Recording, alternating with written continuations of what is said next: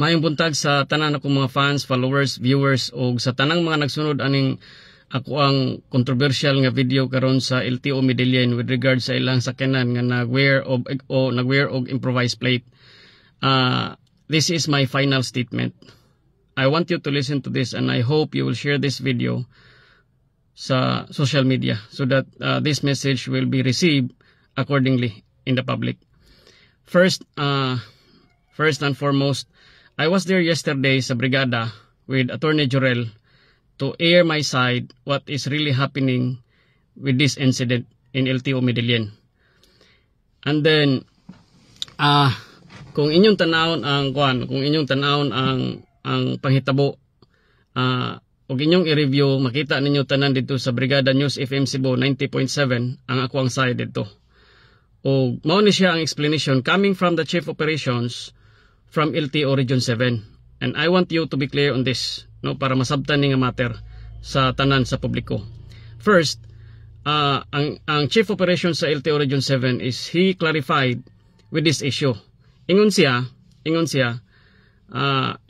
wearing an improvised plate sa mga government agency is legal as long as you have issued an authorization, no? So ug naa kay authorization later coming from the LTO, then that is legal. No problem with improvised plate. Second, ang ilang explanation is kanang ilang sakyanan nga nagtangag og improvised plate, which is akong gi-live Friday dito sa LTO Medellin. All my question is being answered and I was that is accepted. No, so ang ako lang na I was very surprised nga we shared the same sentiments, the public and the LTO personnel. Ingon ang Chief Operations sa LTO nga kay ingon siya Attorney Brigada Jorel nga pwede ba dili ba pwede ta maka-request og bag-ong plaka. Kay ingon sila naadyo na siya plaka but nawala tungod sa baha, no? Naka-experience og baha ang sakyanan. So nawala daw ang plaka. So let's say granted, accepted.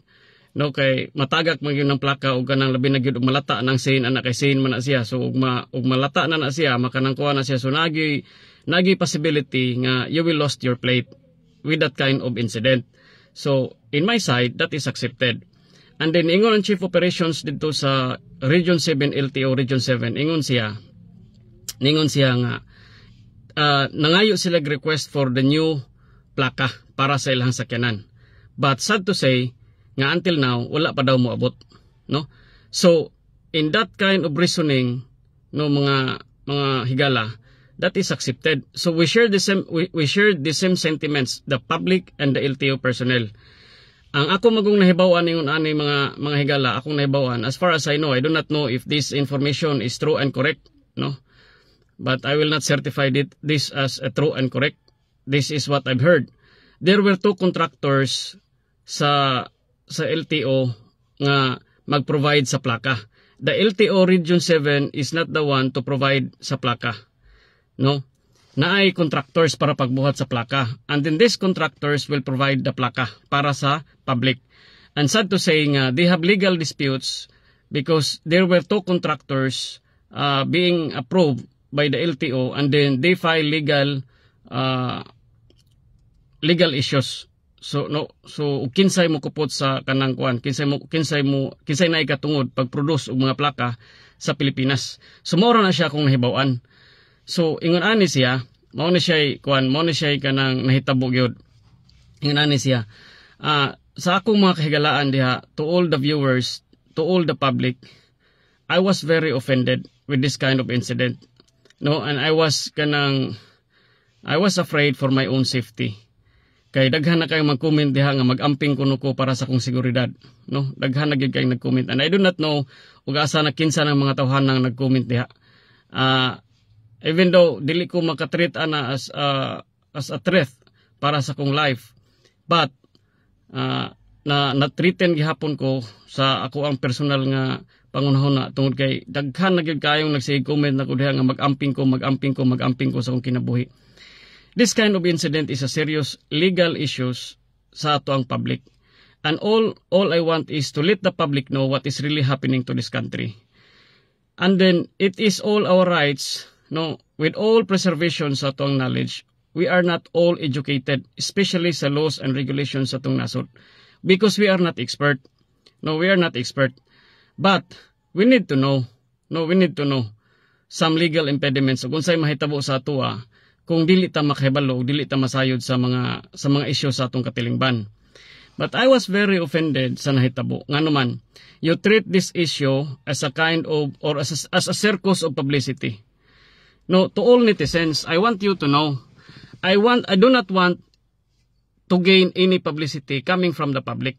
No, wala ko intensyon nga musikat pag-ayo ko as a vlogger or unsa pa man sa kong kaugalingon. I can live my life without this. No, I can sustain the needs of my family with my own hard work. No? But mao na siya yung ani ba nga nasakitan ko sa kong kaugalingon sa mga nanggawas diha sa mga komento, because you put a label on this issue. Especially you are putting a label for a good side and the bad side.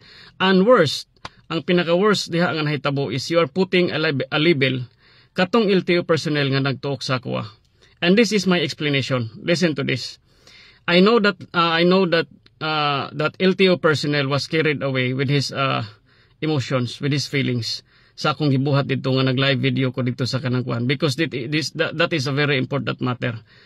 No, so ingon ana, and I fully recognize sa iyang nahimo sa kuha nga moto yang nahimo sa kuha.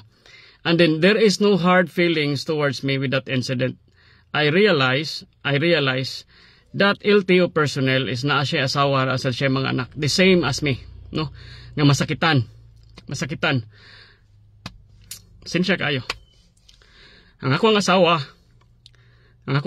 nasakitan na sa yung naning nahitabo sa kuha.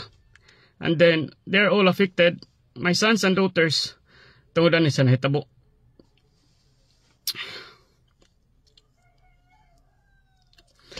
And then kamong mga netizens nga naa diha sa social media, no, especially sa mga marites nga walay laing gustong mahimo nga makikuan lang og unsay uso ug unsay bag-o sa social media ug unsay viral diha sa social media.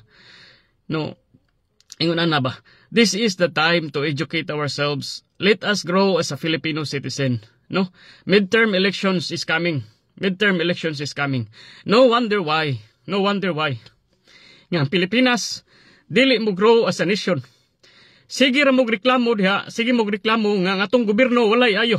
You always criticize the government nga walay ayo.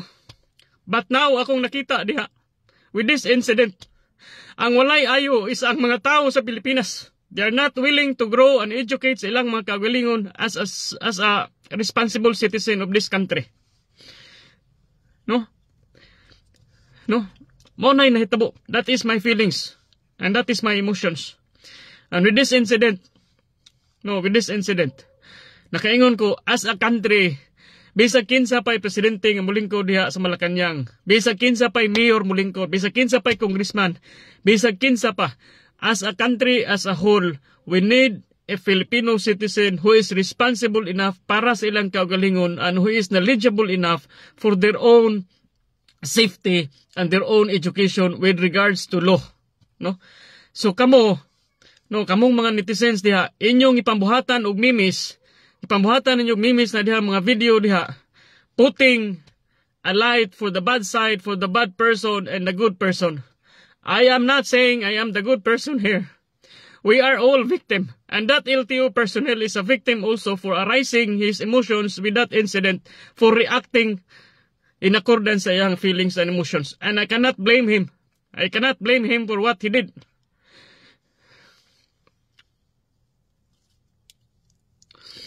So, today,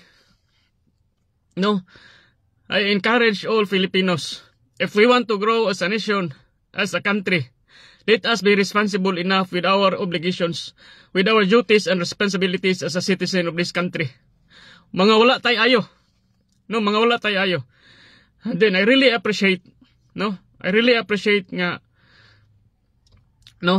sa inyong mga comments, sa inyong mga positive side, sa inyong mga support sa ako. But I do not want that kind of support, because kita tanan kinahanglan tang makat-on ug unsay ato ang mga responsibilidad isip manag-iya og sakyanan.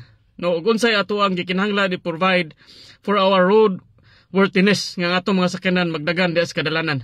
And I never question the duties and responsibilities of that LTO personnel. I know that that is their job and I did not criticize them.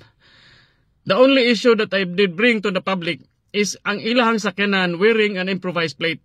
Og nakadungog na mo, as you have heard on air sa Brigada, no, sa Brigada 90.7 with Attorney Jurel, that chief operations personnel coming from the LTO Region 7, nakadungog na mo sa ilang explanations. And I really accept that kind of explanation. For further knowledge sa tanan nga nagpaabot sa kong side, this is my final statement. No, I will ask an apology, no, for this incident to all the public and to all the people who are affected with this incident. No, especially that LTO personnel nga nagtuok sa akwa. Sir, kabalo ko sir nga you are being carried away with your feelings and emotions, and that is the reaction of your emotion. And I do not have any intentions para mabutang ka sa bad light, because I know nga na kay mga anak, na kay asawa, nga masakitan. Bahin sa hitabo, I know that you are a good father and you are a good provider para sa mga asawa o sa mga anak. I am deeply sorry for this incident that happened between you and me. Kabalo ko nga na-trigger ka sa akong pag-live dito sa LTO Medellin. So, I want to ask an apology. And I will ask also an apology for your wife and for your children, or if you have grandchildren. I am very sorry for that incident that occurred in LTO Medellin. And to all netizens, I hope nga you will stop and treat this as a public circus of publicity. This is not a circus of public publicity. This is very important matters for us all to know. The legal impediments nga itong atubangon kung naatay mga sakyanan o naatay mga motor o na magdagan ta sa kadalanan. And to the LTO Region 7, especially sa ilang direktor, wakay ko kaila sa imo sir, I am very sorry for this incident that happened between you and your personnel and your LTO personnel who is operating in Northern Cebu. And I will let the public know I will not file any legal actions with that LTO personnel nga nagtuok sa kuha. I want this to stop now. I am my wife and I, we are very emotionally distressed for what is happening with this incident sa among tagsa ka mga kinabuhi. Ug na ako'y anxiety, ug na ako'y depression. Dili na nako makaya.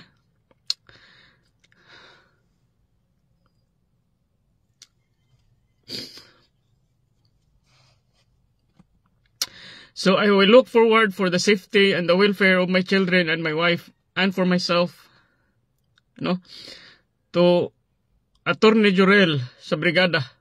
Sorry kay Attorney, I will not pursue this.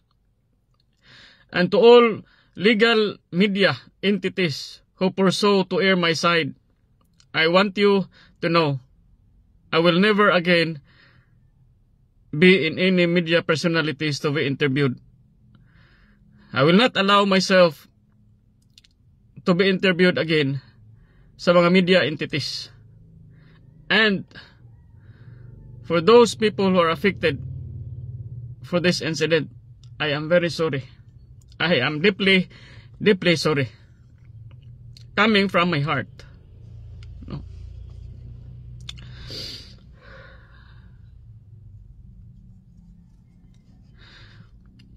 And to all my friends, families, relatives who are watching this,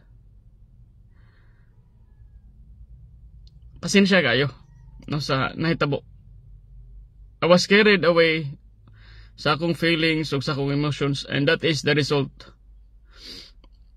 But I want you to know na I will do my best to recover myself.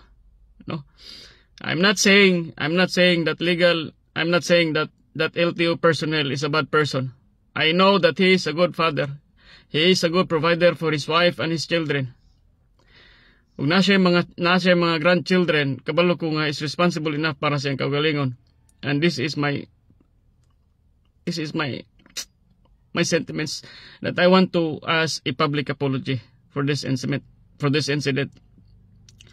So, maura na siya o ako ang ipahibaw sa inyo ha, no? So, as a nation, akong usbon, as a nation and as a country, magsigira tag reklamo, no? We always say a bad word against the government. But as a good citizen, we need to support the government, especially sa ilahang mga endeavors to make everything right. No, when we have no violations, then everything is all right. So that is our responsibility. No, so maura gyud na siya. And then mahangyo ko sa tanang mga netizens nga please stop treating this as a circus of public publicity. Maura gyud na ako hangyo sa inyo. Please stop. No, wala ko makinahanglan ana. And then if you are serious, use the social media platform, no, to educate someone or to educate everybody sa inyong mga content, no, sa inyong mga content. But you are treating this as a circus of laughter, no. Perting paita. Pait kay sa tanan. No? So this is my final word. Og dili na mo makadungog pa sa ako maghisgot with regards to this issue. Daghan kayong salamat sa mga nag-support sa ako, sa akong mga friends ug sa mga labi na gyud ni Bro Rone ug ni Bro Robert, sa akong asawa, sa akong mga anak, sa ilang pagsabot sa ako sa nalamigitan ako nga isyu aning hitabo. Salamat kayo sa inyong paghigugma ug sa inyong pagtagad sa ako. No? Daghan kayong salamat. To God be the glory. Jesus is the Christ. No, I will testify. No, without the direction of Jesus Christ, a country is not a good nation. No. So, unahon na to ang Ginoo. Daghan kayong salamat. Maura na akong side.